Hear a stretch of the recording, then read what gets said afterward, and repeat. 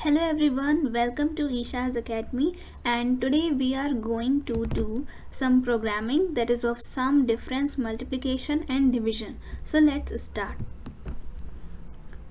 तो आज हमें सम, डिफरेंस, मल्टीप्लिकेशन और डिवीजन वाले प्रोग्राम्स करने हैं. तो चलिए स्टार्ट करते हैं.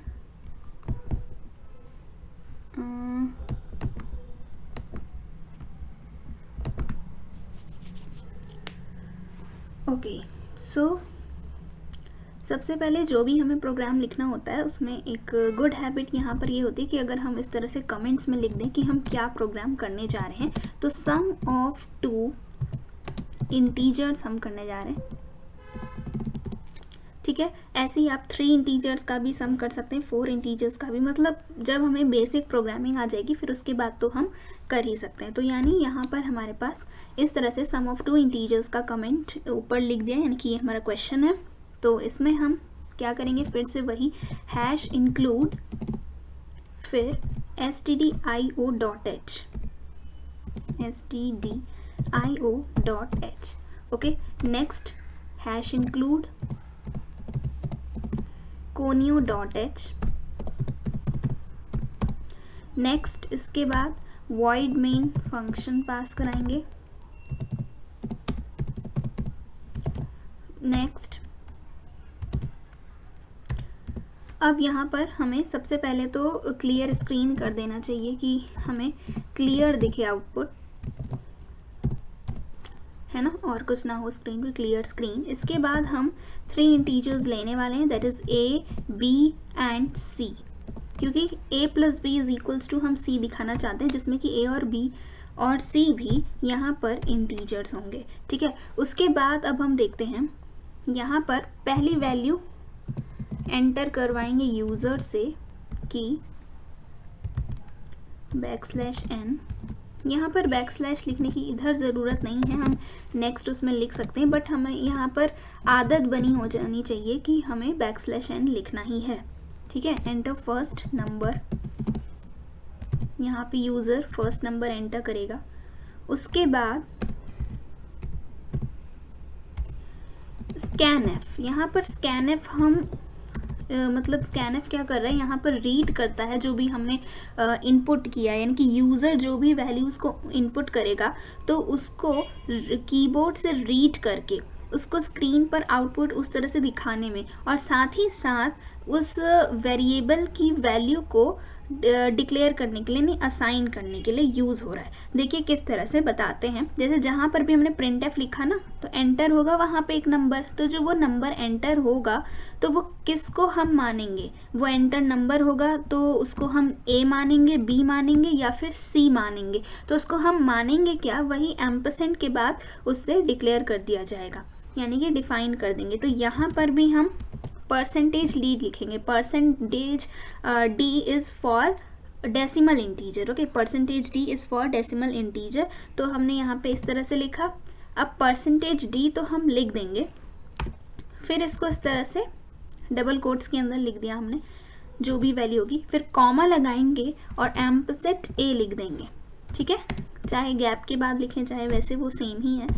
ठीक है, इससे क्या मीनिंग यहाँ पे डिक्लेयर हो रही है कि कोई भी नंबर होगा वो डेसिमल इंटीजर हो सकता है, और डेसिमल इंटीजर होगा तो वो वैल्यू असाइन हो जाएगी a को. ठीक है, अब ऐसे ही हम दूसरी वैल्यू के लिए लिख देते हैं printf.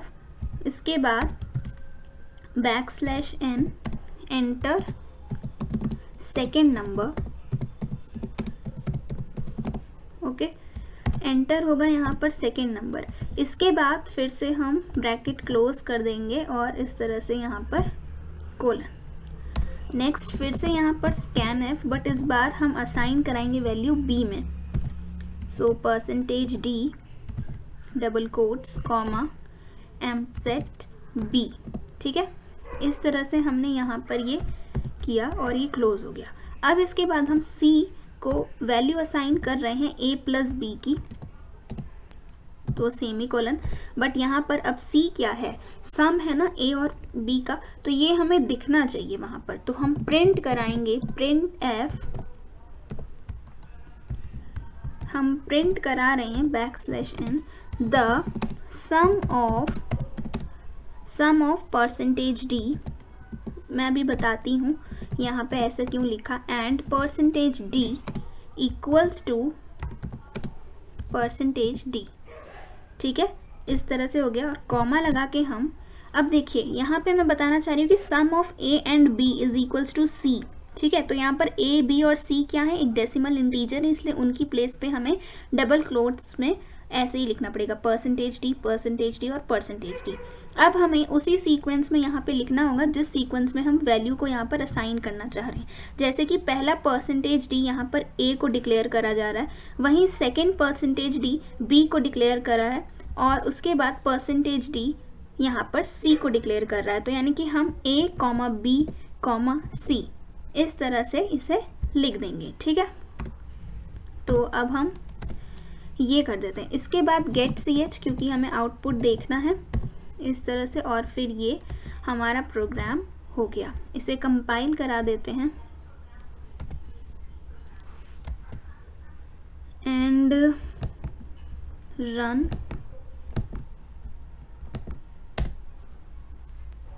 So enter first number, suppose here it's 5, enter second number, here it's 6, and the sum of 5 and 6 is equal to 11। इस तरह से हमारे पास ये सम का प्रोग्राम हो गया। सिमिलरली अब हम यहाँ पर डिफरेंस ऑफ टू इंटीजर्स निकालेंगे। ठीक है, तो यहाँ पर इजी हो जाएगा हमें अब लिखना, क्योंकि हमारे पास प्रोग्राम लिखा ही हुआ है ज़्यादातर। तो डिफरेंस ऑफ टू इंटीजर्स के लिए सब कुछ सेम रहेगा, हम पहली वैल्यू एंटर कराएंगे, फिर सेकेंड वैल्यू एंटर कराएंगे, उसके बाद यहाँ पर माइनस हो जाएगा कि c को वैल्यू असाइन कर रहे हैं a माइनस बी, और फिर उसके बाद द डिफरेंस ऑफ, ठीक है, यहाँ पे हम लिखते हैं the difference of this and this is equals to this. यहाँ पर अब कंपाइल कराएंगे हम, तो सक्सेस, देन हम रन कराते हैं। Now suppose the first number is 6, enter, another number is 3, then the difference of 6 and 3 is equals to this। अगर हम यहाँ पर लेते हैं कोई छोटा नंबर, फिर उसके बाद हमने बड़ा नंबर ले लिया, तो वो माइनस में आ जाएगा। ठीक है, तो यानी कि डिफरेंस भी आ गया। अब हम देखते हैं multiplication of two integers. Multiplication of two integers.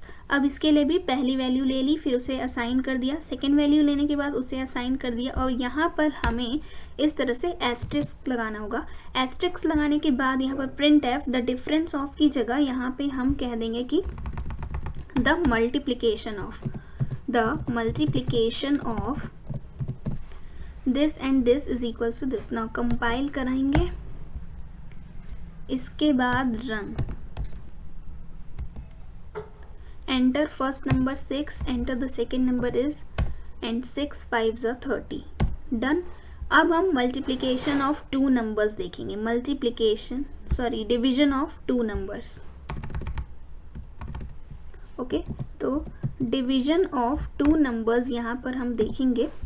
इसके लिए भी फर्स्ट नंबर हमने सेकेंड नंबर, बट यहाँ पर हम फर्स्ट नंबर और सेकेंड नंबर की जगह इसको डिवाइज़र और डिविडेंड लिख सकते हैं। तो डिवाइज़र लिख दें, पहले तो डिविडेंड एंटर करें, यूजर्स एंटर द डिविडेंड, जो भी हम डिविडेंड में चाहते हैं, और फिर उसके बाद यहाँ पर हम डिवाइज़र एंटर करवाना चाह रहे हैं, तो DIVISOR डिवाइज़र, और फिर उसके बाद हम यहाँ पर देखना चाह रहे हैं कि A डिवाइडेड बाय B।